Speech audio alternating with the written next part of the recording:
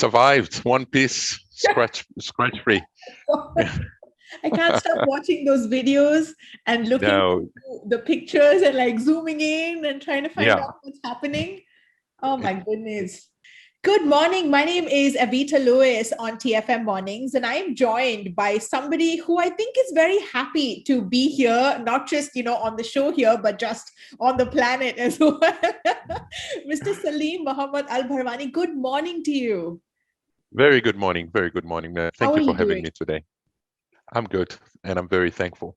I'm Okay. very, very thankful. Yeah. Okay, so before we, go into the details of what happened and when, just give our listeners a quick little glimpse as to why we're having this chat today.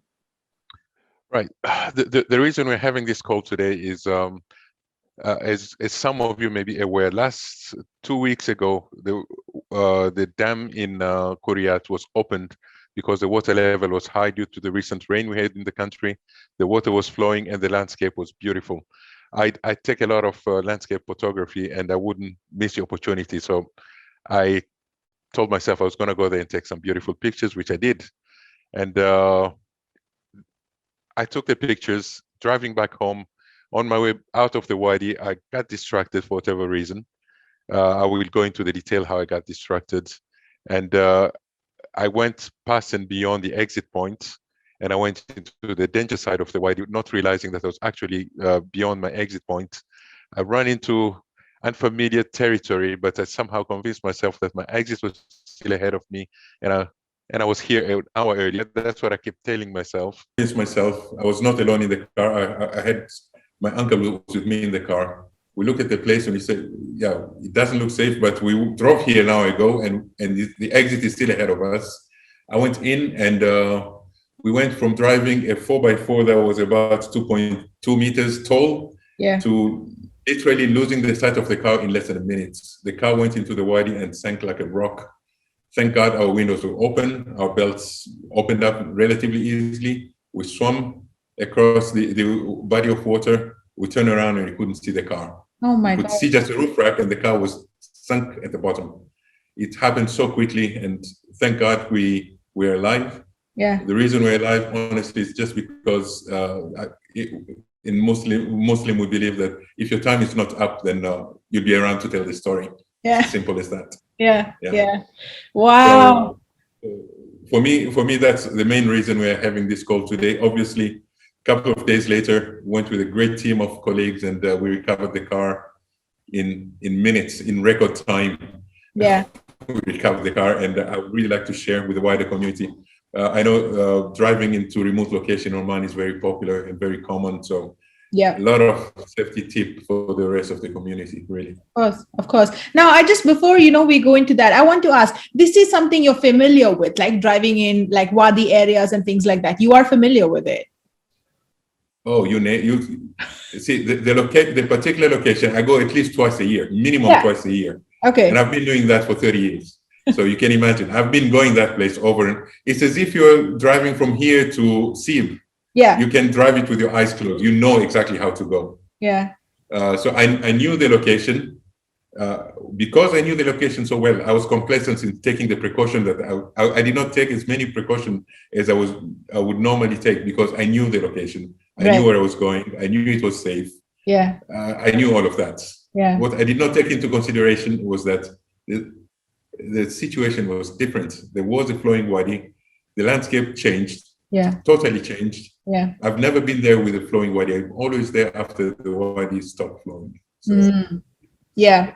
Completely different situation. No, the place was familiar, but the environment was not familiar. Of course. And that's the thing, right? I think that's one of the most important takeaways from this is that, like you said, like you rightly, because I know, like you mentioned, you are such an avid photographer. So which means this is very, very familiar territory to you. So if for you, it had to change so quickly, so drastically, and you're saying in a matter of minutes, your car sank like that. So, it must be even crazier for somebody who's attempting it for the very first time, which means utmost precaution must be taken and things like that. So Oh, so you said you went back there 2 days later to rescue the car. Take us through that process, because I've watched that video over and over again, let me tell you, so many times. And I'm just so amazed by it. I'm at one point, I think there was somebody standing on a car, on the car, while they were like pulling it out. What was that for? Why was there a person on it? Sure. So as you can imagine, the car stays on a flat road normally. Yeah. Now, as we were about to rescue, before talking about the guy on the car, the first thing to do was to assess the situation, whether was it dangerous to even attempt the rescue. Sure. So I was surrounded by a team of experts who knew what they were doing.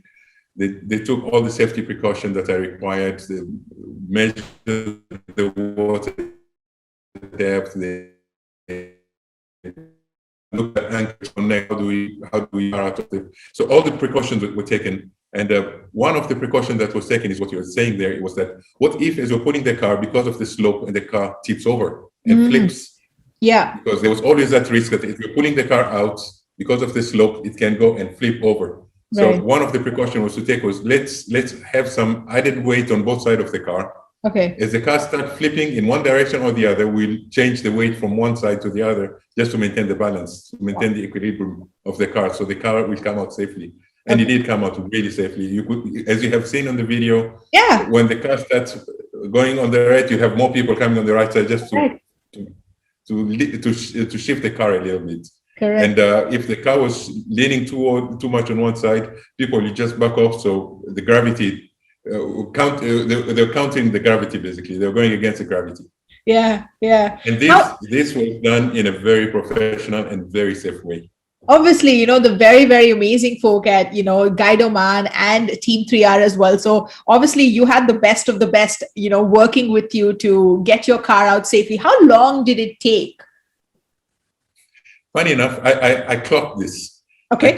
I went prepared to be there for a couple of hours, to be quite honest. I was prepared to spend at least 2 to 3 hours to rescue the car. In reality, it took 20 minutes from the time they started tying in the ropes to the point where the car was in dry land. It took 20 minutes or less.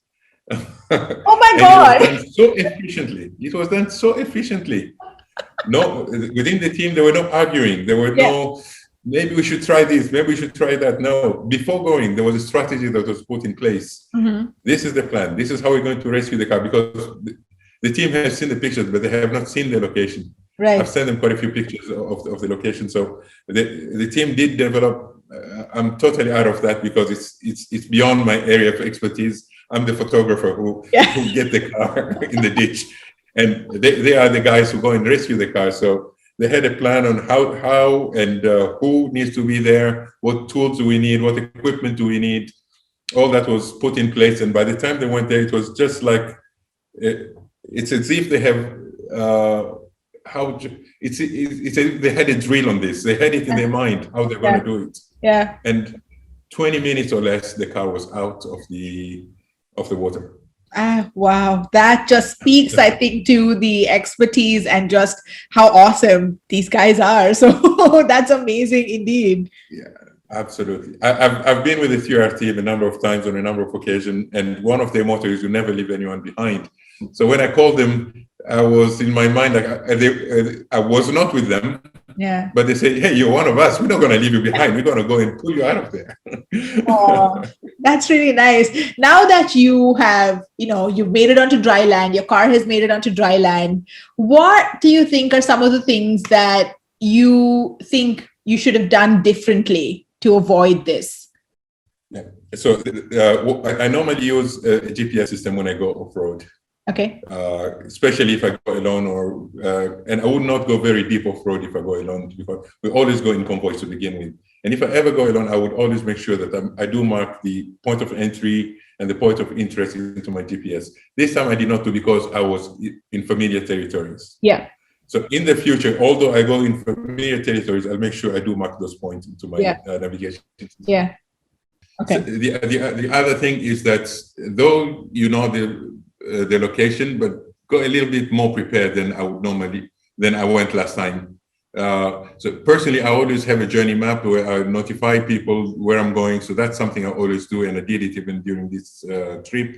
So if just in case if you're late, people will come and start looking for you. Yeah. That's something I encourage people to do. It's a practice that I always do. That whenever I go off road, at least one or two people will know where exactly I'm going, and they know when to expect me back. And if I'm not back on time, they will start making noise and making calls. Yeah. So that's something I would strongly encourage people to keep doing. And if they don't do it, they should start be doing that. Okay. The other thing is listen to the voice inside your head. When you see and you feel uncomfortable, yeah, don't try to convince yourself that it's okay. Yeah. Really take a step back and really question yourself. In this case, I did question myself. Yeah. I did a 360 degrees. I looked around and I say, no, there's no other place to cross other than this location. Yeah. And I convinced myself that I did cross this point an hour ago. Yeah. What else can go bad? I mean, it should be a walk in the park. Yeah. And had I really listened to the voice of my head, I would probably have driven back another 5 minutes, and I would know that I passed the exit. Yeah. So those are the kind of things that you really quickly pick up. And driving on a body of water, no matter how safe it looks, honestly, keep your windows down and unbuckle your seatbelt before you get in, because you can just imagine what if though the windows were down, the seatbelt's jammed, and you cannot get out of the car. Yeah. You would drown. I would have drowned. Yeah. The same thing would happen if my windows were closed, though the car would have floated a bit longer, but the car was so heavy that it was pulled down and it literally sunk like a rock. Yeah. Very, very quickly. Yeah. So keeping the windows down and unbuckling your seatbelts before you cross the body of water. Okay. And you're in trouble, call ROP 9999. Yeah. Don't call any contact that you have in ROP in your phone, or a friend of yours has a contact. Because what happened in our case is that we did call, there were people around who helped us to rescue us after the incident. And the guy had a number of his friends in his phone, and he called ROP, but he did not actually call Kuriat ROP, he called Muscat ROP, and the message didn't make it to Kuriat ROP. So Kuriat ROP was not aware of the incident until 2 days later. Oh, wow. So you see, these are the complications. So the advice I was given by ROP is always call 9999, and that will be properly channeled in the right location. Wow. Yeah, you wouldn't even think of something like that, right? You'd probably just think, oh yeah, he's my friend, he's in the ROP, he can take care of it. It's been reported. It'll be reported, but you don't, they have so many things to take care of, so it can get lost in the whole chaos of it. Exactly. Okay. Very valid points. That's amazing. Now, any tips for people that might be looking to go off-roading, especially now, with so many of the restrictions lifted and everything, people that might be looking to get out? So any tips that you might have for them? We have a lot of people who love going to the desert and explore the deserts. My first advice for people who go to the desert is, first you need to know about your car. You need to know how to drive your car, because when you drive the car on the blacktop, it's not the same way as driving the car off-road in the sand. Yeah. So you need to learn about how to use the 4x4. You need to learn the safety tips. So don't go venture out there if you don't know how to use your car properly. That's the first safety tip. Second safety tip is don't go alone, and preferably go with experienced people who've been there before. Yeah. Not just because we are a convoy of 3 cars, all of us is our first time, it's okay. That does not make it okay. Yeah. Go with people who have been there before. I highly recommend Pick Up Guide Oman. They normally organize events during the nice weather, and obviously with the pandemic, things have been a bit difficult. But go with experienced people. Pick Up Guide Oman, go with the 3R team, go with friends who've been there before, who have the right kits, who have the right communication devices, who have the right navigation tools. Don't rely on your mobile phone, because most likely there is no data out there for you to look at Google Map. Yeah. So whatever you use, you should be prepared to go with off-road system that you'll be off the grid and you can still take you back home safely. Yeah. So don't venture out there in the sand or in the wadi alone. Go with people who've been there, people who are experienced, and don't go alone. Yeah. That's very, very, I think, really great. And I know some might say, oh, yeah, that's basic. Like, I already knew that. But I think we all need, a reminder. We all need to be. I'm a reminder for that. Yeah. I'm a reminder. I've been in the Yeah. same location 100 times. Yeah. I've been there. Yeah. I'm very safe when I'm driving. I'd never take risky moves or anything like that. Yeah. All the 3R guys know me. This guy's always Always safe. Yeah. needs to be He's always pushed. safe. Yeah. So, but yeah, it's very basic, but yeah, it's necessary. It's necessary. Let's not be complacent. True. Definitely, let's not be complacent, because it's nature. Your rules, whatever you make up in your mind, they don't apply when it comes to nature. It's just things happen and they happen fast. So you have to be prepared, I guess. And if you ever get in trouble, don't panic. Honestly, it's easy to say don't panic than done, but panicking doesn't help you. Don't panic. Yeah. Stay as calm as you can. Get into safe situation and ask for help. Ask for rescue. Yeah. Oh, that's I can't tell you, it gives me goosebumps just talking to you right now, just hearing it. I know. I still see the picture flashing in front. As I close my eyes, I can see that happening. Yeah. And it went by so fast. Yeah. Really so fast. Yeah. Thank God. The other tip I didn't mention earlier was always go prepared with the right clothing equipment. Okay. Because we had to walk for about 1 kilometer. Yeah. On 11 o'clock sun on the wadis stones. Wow. Imagine it, we didn't have shoes. How that would happen, how that would have been. Yeah. No, we had the right shoes on, we had the right protection on, so it was relatively safe. Yeah. So always go prepared for the worst. Yeah. Always go prepared for the worst. I think also maybe pack some extra snacks and water and things like that. Absolutely. In this case, all the snacks and water were in the car and yeah. the car was washing. But one of the friends I was discussing with, he says, what I always do is I always take one of those 20 reals phones with me that I'll never use it. Yeah. And I put it in a sealed wrapping and I always have it in my pockets. Yeah. That's really cool. Actually. That's a very simple thing to do. Yeah. Just a basic phone. It doesn't have to be fancy at all. No, you don't need a fancy phone. All you need is voice. Yeah, correct. The location we're in, we had data, we had voice, and you could call anyone. But imagine that if you have a fancy phone, chances are the battery is going to die very quickly, or you may be tempted to take it out to take a picture. You don't want that. Yeah. Put a very basic phone in a sealed bag, keep it in your pocket. Even if a car gets washed out like it happened with us, you still have the device with you in your pocket and you can use it. Yeah. So don't rely putting all your SOS kits in the car. Yeah. Look at taking some with you. Yeah. Including maybe, I don't know, easier said than done, but some basic water. It was difficult to walk with a 11 o'clock sun on your back. Yeah. Yeah. Wow. That must have been crazy. Yeah, I can't believe it.